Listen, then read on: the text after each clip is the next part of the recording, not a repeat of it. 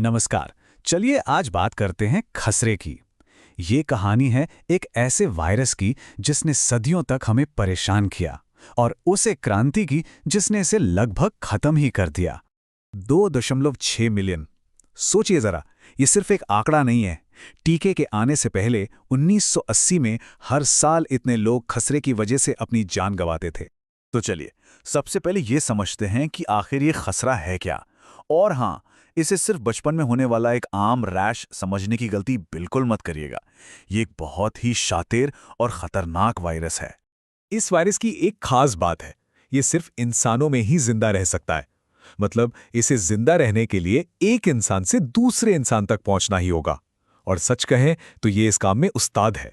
ये बात कितनी सच है, इसका अंदाज़ा इस बात से लगता है कि अगर ये वायरस किसी ऐसी जगह पहुंच जाए जहां लोग पहले इससे एक्सपोज नहीं हुए हैं, तो वहां की 90% से ज़्यादा आबादी को ये अपनी चपेट में ले लेगा।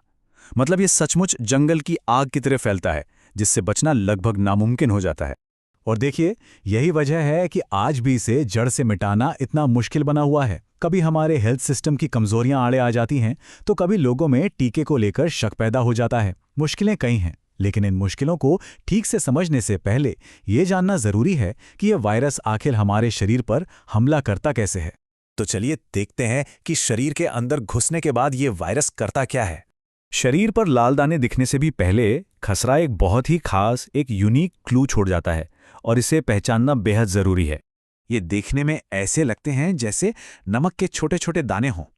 इन्हें कहते हैं कॉप्लिक स्पॉट्स। ये मुंह के अंदर गालों पर दिखते हैं, और ये इस बात का पक्का सबूत होते हैं कि खसरा हो चुका है। इन कॉप्लिक स्पॉट्स के दिखने के बाद वो जाने पहचाने लाल दाने उभरने लगते हैं, और इनका भी एक खास पैटर्न होता है।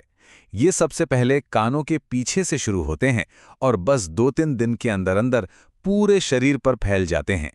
लेकिन एक बात समझनी होगी, खसरे का असली खतरा इन दानों में नहीं है।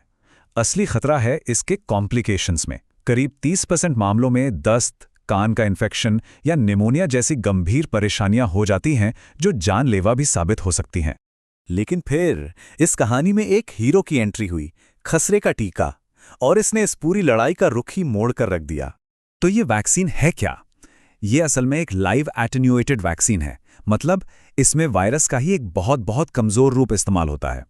इतना कमजोर कि वो हमें बीमार नहीं कर सकता, लेकिन हमारे शरीर को असली वायरस से लड़ने के लिए पूरी तरह तैयार कर देता है। सच में ये पब्लिक हेल्थ के इतिहास की सबसे बड़ी कामयाबियों में से एक है, और इसका असर जबरदस्त था।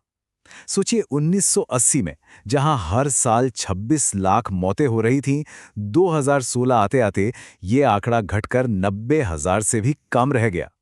ये कितनी बड़ी कामयाबी है, इसका अंदाजा लगाना भी मुश्किल है। 2,04,00,000। जी हां, सिर्फ साल 2000 से 2016 के बीच इस एक टीके ने अंदाजन इतनी जानें बचाईं। ये दिखाता है कि इस वैक्सीन का असर कितना कितना बड़ा रहा है। लेकिन इतनी बड़ी कामयाबी के बाद भी ये लड़ाई अभी खत्म नहीं हुई है। और कहते हैं ना, आखिरी मंजिल पाना ही सबसे मुश्किल होता है। तो सवाल ये उठता है कि अगर हमारे पास इतना कारगर इलाज है, तो फिर खसरा आज भी हमारे लिए खतरा क्यों बना हुआ है? इसे अब तक खत्म क्यों नहीं किया जा सका? इसका जवाब छिपा है इन टारगेट्स में। इस बीमारी को जड़ से मिटाने के लिए देश के लेवल पर कम से कम 90% और हर जिले के अंदर 80% से ज्यादा लोगों तक टीके की पहली डोज पहुंचाना जरूरी है। और असली चुनौती यही है, इस टारगेट को हर जगह लगातार बनाए रखना। और यहीं पर इस पूरी बातचीत का सबसे जरूरी पहलू सामने आता है। वो ये कि टीकाकरण सिर्फ एक इंसान का निजी फैसला नहीं है, ये पूरे समाज की, पूरी कम्युनिटी की जिम्मेदारी है।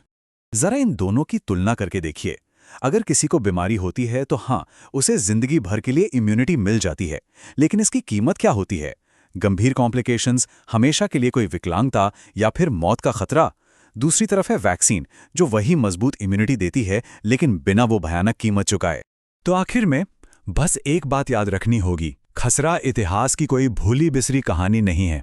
ये एक चेतावनी है, एक रिमाइंडर है कि हमने जो तरक्की की है वो हमेशा के लिए नहीं है, और अगर हमें इस त्रासदी को, जिसे रोका जा सकता है, दूर रखना है, तो हमें लगातार सावधान रहना होगा।